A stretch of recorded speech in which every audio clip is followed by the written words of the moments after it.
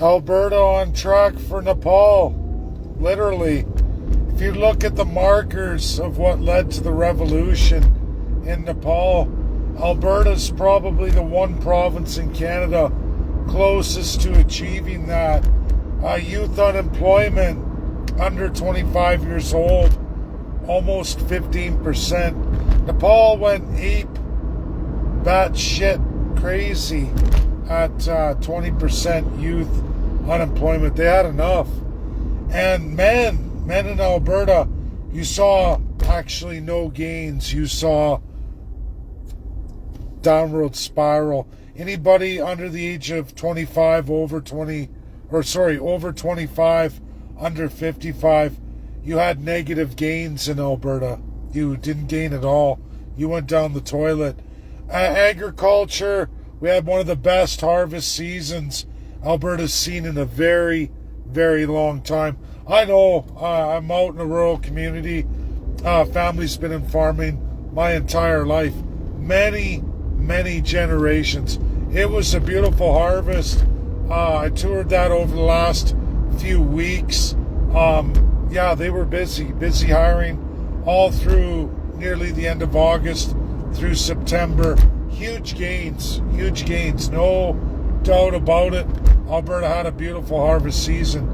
That's all over. The numbers you're getting are always 60 days in the past. That's what you get. The reality of what's now is we've shedded a terrible amount of jobs in Alberta. All males, Tostitos, 25 to 55, gone. 13,000. Trades are not any better. This is the most dried up province I've seen in trades. Anyone I talk to, union, non-union, it's dry.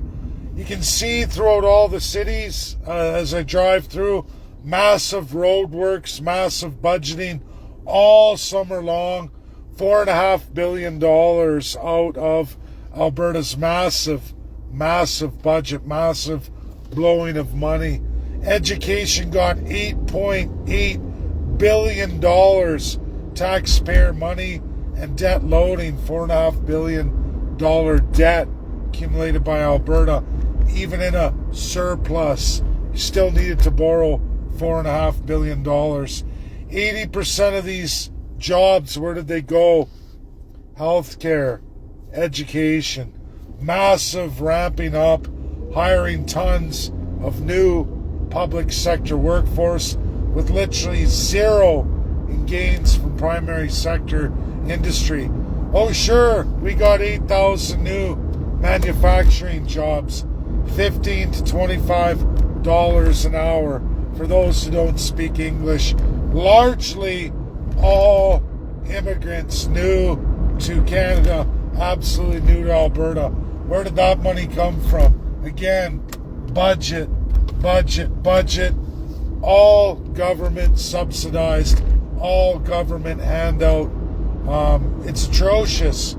Alberta spends more money per capita, largely beyond any state of the union. In fact, Florida, which is the capital of the United States for retirees, those who go to retire, with the housing boom in those sectors, manufacturing in those sectors, all largely on a private sector industry, from massive millions of Americans that flood that to Florida. And yet their budget per capita is nowhere near what Alberta's is. Nowhere near. Not even the realm of comparable. Literally, Alberta's budget is 5 times per capita than what the state of Florida is. And that's, look at 29 million people versus 5 in Alberta at best case scenario. And with the amount of 34% first generation immigrants to Canada, that's Alberta.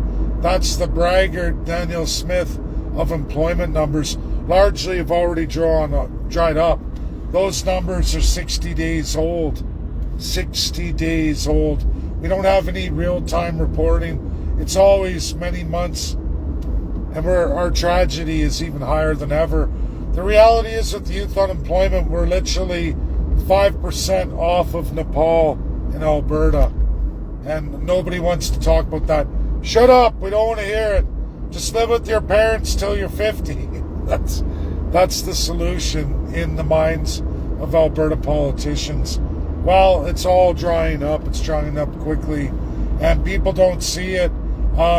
Magical projects to China, that's Alberta's long-term solution. I think you're going to be hard-pressed to see any of those come to fruition with the United States. A lot of people think that Donald J. Trump's got some great relationship with Mark Carney and that he's going to deliver. First Prime Minister ever in the history of Canada is going to deliver to the United States on all its promises. You can count on old Mark Carney. He's different. He's nothing like Trudeau. He's nothing like Stephen Harper, and on and on and on through the history of Canada, going back to Pierre Elliott Trudeau in the 70s. Well, the reality is they're all the same. One narrative. Tell America what they want to hear and hand them a shit sandwich. And that's what we're going to do. And a betting man or woman would know this to be true. Alberta is living on a lie. It's living on a Nepal fantasy. And the reality is, sooner than later, I would say within less than a year now, as we've entered uncharted territories, I don't even know the predictions as Mark Carney launches, or going to be launching. I don't even know. We still don't have a budget.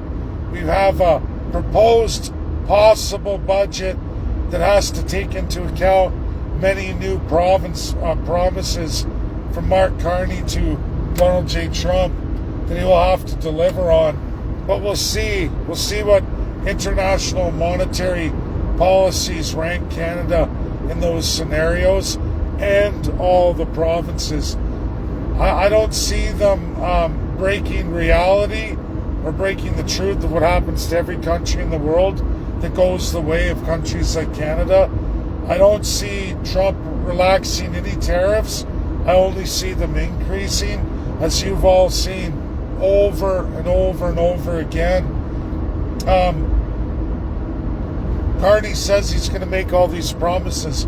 He's going to blow past $100 billion annual deficit. Again, a deficit that is equivalent to the entire debt Canada accumulated from its start till 1981. The total national debt of the entirety of Canada till 1981 is his proposed annual deficit going forward with the United States.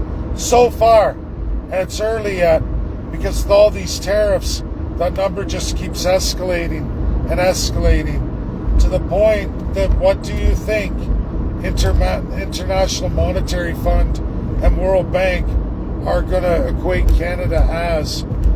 What's Alberta going to do when they've increased across every municipality on average a 5.5% increase on property taxes with literally nothing to show as the provincial government swings and starts adding more provincial grants to bolster manufacturing and construction in relation to housing?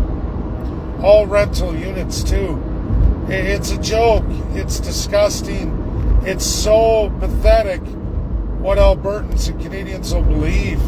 And what's funny is Daniel Smith's post right now, less than 1,000 likes. Where's your 5,000, 20,000 average likes? You got 1,000 on that. I think if you're a male in Alberta and you're unemployed right now, under the age of 55, over the age of 25, you see it for what it is. You know it's all bullshit. I look, yeah, sure, employment opportunities way under my pay scale. In fact, lower than unemployment insurance net income. Oh yeah, how am I going to make all my monetary commitments? That's the fate of Alberta. That's the joke of Canada. and it's not going to get any worse. Now, you can borrow, you can fantasize about government jobs, and oh boy, look at us. We've grown and surpassed all kinds of narratives in Canada on the government taxpayer tit. That's not a solution. That's extreme socialism. And like I said, we are very close to achieving the numbers of Nepal, literally single digits away. 5% youth, about 7% males, 25 to 55 in Alberta. Won't be long if we continue this rate, and you will see by Christmas they're going to be reporting the numbers of today, and you're going to know the truth. The Canada, led by Alberta, is going down the toilet. It's all for an elite few. It's all for globalism. Major publications today, we've got to go with climate change. Oh yeah, that's going to ensure us a European market. That's going to ensure us a Chinese democracy. Yeah, okay. It's a sad reality where Canadians are. It's a sad reality where Alberta is.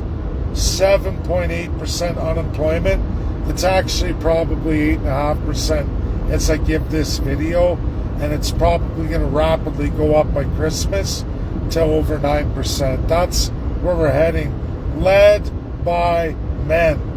And men know it. I see it every day. I see the comments on Daniel Smith's page. And yes, Albertans are accurate that new immigrants who are working for $15 to $25 an hour in manufacturing is the best you're going to get as a male. And then, of course, 80% of the other employment attributed to females entering the government-led workforce on the taxpayer's tit, which there isn't one. So it's all debt loading, debt and deficit loading. That's my video. If you're a cuck and a fool, don't share it. If you like reality, you like the truth, you like to stay in what's real, you'll share it. God bless everybody. That's my video. Bye now.